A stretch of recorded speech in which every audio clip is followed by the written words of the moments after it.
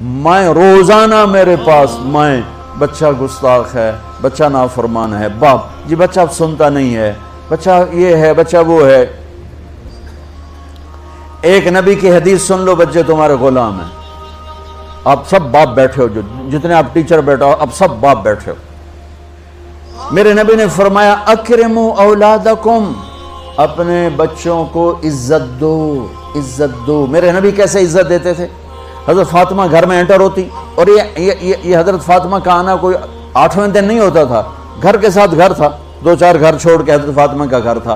ہر دوسرے تیسرے دن حضرت فاطمہ آتی ہیں، میرے نبی چیئر پہ بیٹھے ہیں، زمین پر بیٹھے ہیں، چارپائی پر بیٹھے ہیں، لیٹے ہوئے ہیں، جو ہی فاطمہ کو دیکھتے آپ کھڑے ہو جاتے۔ سبحان اللہ، کوئی اپنے بچوں کے لیے کھڑا ہوتا ہے؟ آپ لوگ کلاس روم میں آتے ہو تو آپ کے لیے بچے کھڑے ہوتے ہیں،